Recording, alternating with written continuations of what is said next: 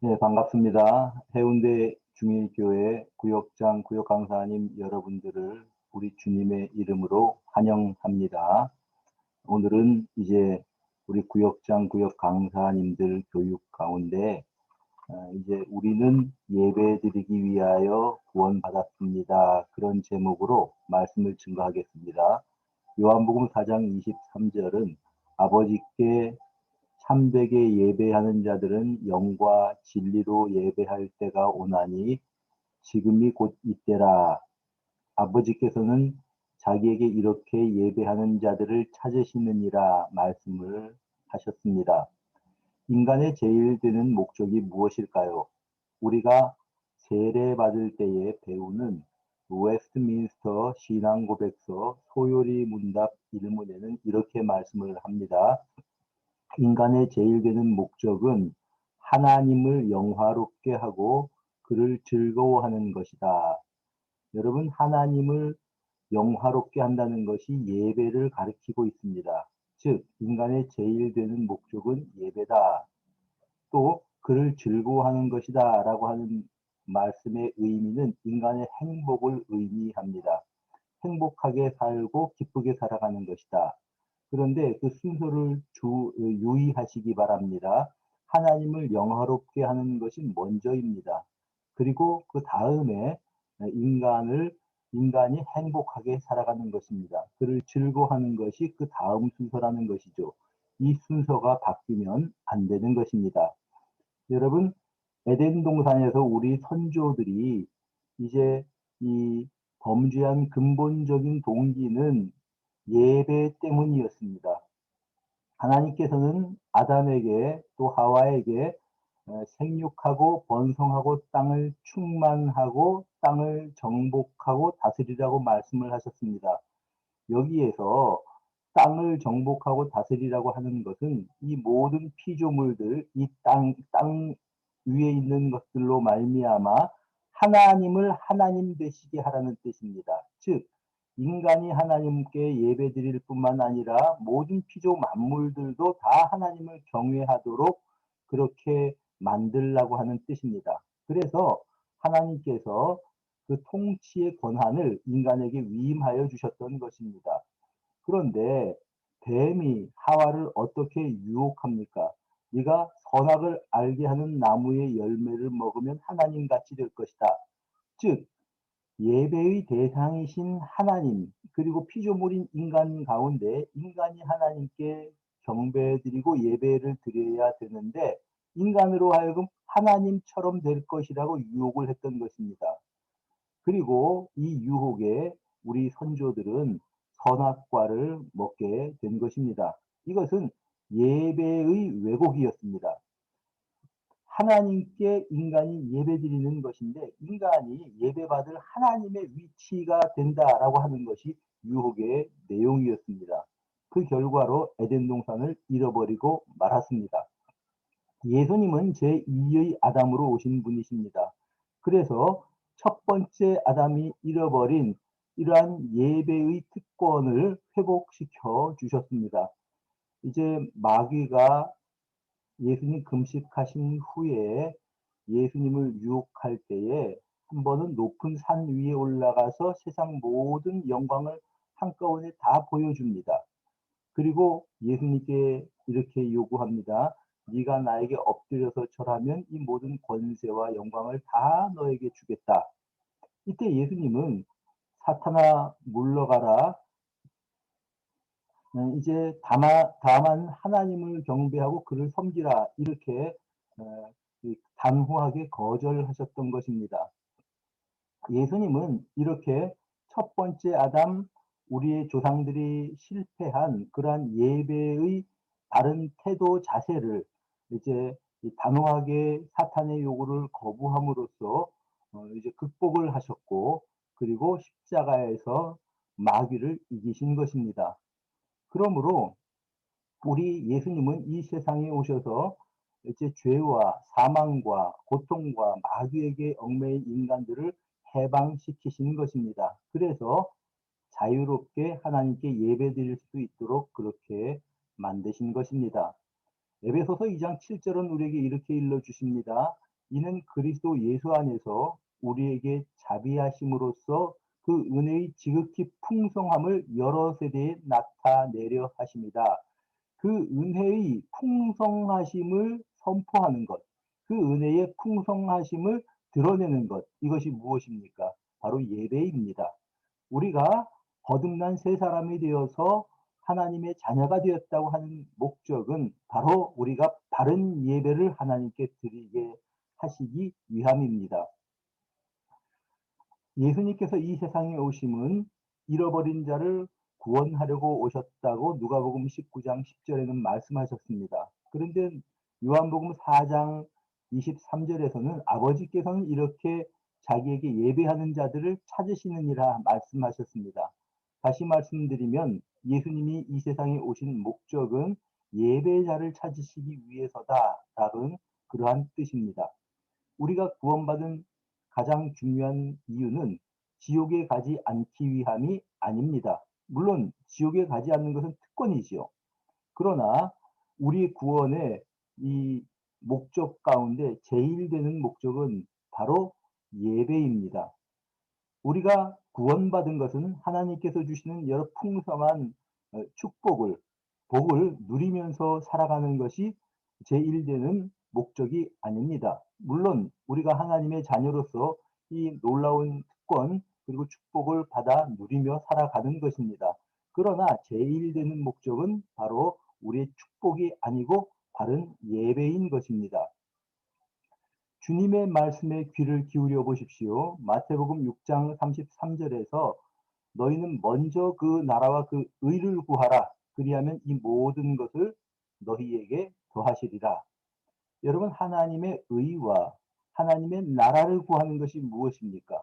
하나님의 통치를 인정하고 그분 앞에 머리 숙이는 것, 바로 예배입니다.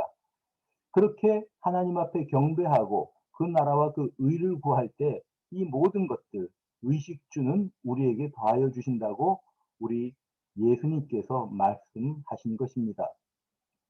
여러분, 인간을 창조하기 전에도 세상에서 이 우주에서 예배는 있었습니다. 느헤미야서 9장 6절에 이렇게 말씀을 합니다.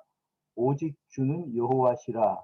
하늘과 하늘들의 이럴 성신과 땅과 땅 위의 만물과 바다와 그 가운데 모든 것을 지으시고 보존하시오니 모든 천군이 주께 경배하나이다.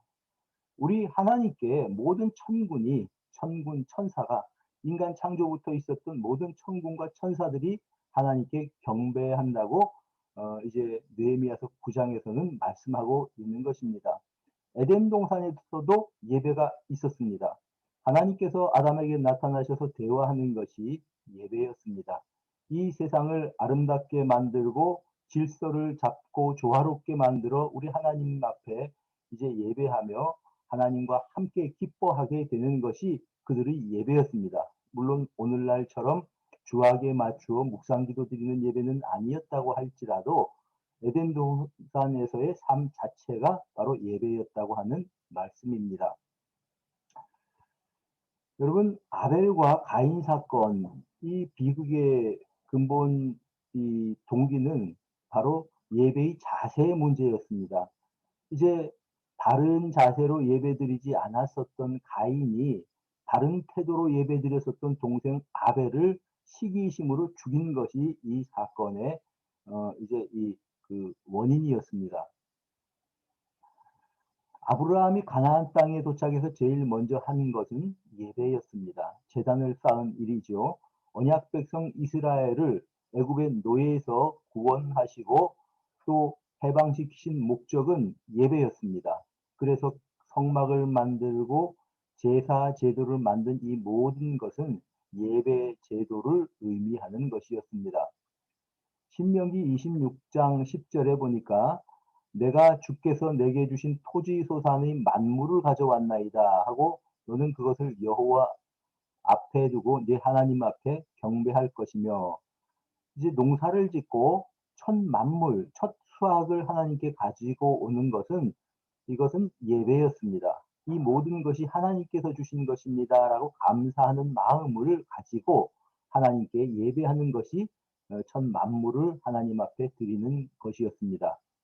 여러분, 가나안 땅에 이스라엘 백성들이 정착을 합니다. 그래서 왕정이 확립이 된 다음 성전을 세웠습니다. 이 성전은 그들의 생활의 중심이었습니다. 그러나 성전은 그들이 지었고 그들의 생활의 중심이 되는 것 같았지만 자신도 모르는 사이에 가나안의 토속 신앙인 바알 신앙과 이제 여호와 신앙이 혼합되어 버렸습니다. 그리고 예배와 삶이 유리되어 버렸습니다. 성경에서 말하는 공의와 사랑의 정신은 이제 책 속에서만 기록되어 있는 정신으로 남고 말았습니다. 실상 일상생활에서는 가난한 자, 약한 자, 압제당하는 자들이 보호받지 못하고 있었고 사람들이 이기심과 탐욕으로 이제 자기의 목만 챙기려고 하던 것이 이제 그들의 삶이었습니다. 이런 예배의 타락 때문에 하나님께서는 그들을 심판하셨는데 그것이 바로 아수르에 의해서 북쪽 이스라엘이 그리고 이제 이 바벨론에 의해서 남쪽 유다가 멸망당한 사건이었습니다. 그러나 하나님께서는 이들을 긍휼히 여겨주셔서 다시 고국으로 돌아오게 하셨습니다. 바로 고레스의 칙령으로 인해서 그렇게 된 것입니다. 페르시아의 왕이 그들을 가나안 땅으로 돌아가게 허락을 했습니다. 그래서 포로에서 돌아온 자들이 제일 먼저 한 것이 바로 예배였습니다. 예배를 드리며 그들은 성전을 이제 다시 지었던 것입니다. 여러분, 선지자들의 메시지 역시 중심이 예배였습니다. 이사야 선지자가 이스라엘 백성들을 책망했던 이유는 그들이 이제 성회와 함께 악을 행하였기 때문입니다. 삶과 예배의 분리였습니다. 예레미야 선지자가 그 무리들을 책망했었던 이유가 있습니다. 바로 형식적으로 드리는 예배 때문이었습니다. 그래서 예레미야서 7장에는 너희는 이곳이 여호와의 전이라 여호와의 전이라 여호와의 전이라 하는 말을 믿지 말라고 말씀하고 있습니다. 하나님 앞에 마음 없이 예배만 드렸다는 것이지요. 에스겔 선지자는 하나님의 영광이 아예 이제 이 성전을 떠나는 것을 환상으로 보았습니다. 여러분, 선지자들의 선포하는 내용 모두가 예배의 잘못된 예배에 대한 책망이었습니다. 신약에서도 성경의 주제는 예배였습니다. 예수님께서 이 세상에 오셨을 때의 사건들을 마태복음을 통해서 간략히 살펴보면 예배가 얼마나 중요한지 알 수 있습니다. 동방 박사가 유향과 황금과 모략을 가지고 와서 제일 먼저 한 일은 아기 예수께 경배하는 일이었습니다. 요한복음 8장 2절에 보니까 어떤 나병 환자가 와서 자기의 병을 고쳐달라고 할 때 먼저 예수님께 절하였던 모습을 볼 수 있습니다. 예배였습니다. 마태복음 9장 18절에는 어떤 해당장 야이로라고 하는 사람이 자기 딸을 살려달라고 예수님께 나와서 제일 먼저 한 것이 예배였습니다. 예수님께 와서 절하고 내 딸이 방금 죽었습니다. 살려주십시오. 이렇게 고백을 하는 것입니다. 예수님께서 풍랑 가운데 이 정신없이 공포를 느끼고 힘들어하던 제자들에게 예수님께서 물 위로 걸어오셨습니다. 그리고 예수님께서 물 위로 걸어오셔서 그 풍랑을 잠잠하게 하셨습니다. 그 후에 예수님께서 그들에게 이제 그 책망을 하시는데 이때 제자들이 제일 먼저 한 것이 무엇입니까? 바로 예배였습니다. 마태복음 14장 33절에 보면은 그들이 예수께 절하며 이렇게 말씀하고 있습니다. 딸이 귀신 들려서 고통스러워하던 어떤 가난한 여자는 예수님께 찾아와서 이를 고쳐달라고 도와달라고 부탁을 합니다. 이때 이 여인이 예수님을 찾아와서 제일 먼저 한 것이 역시 예배였습니다. 마태복음 15장 25절에 여자가 와서 예수께 절하며 이르되 주여 저를 도우소서 이렇게 증거합니다.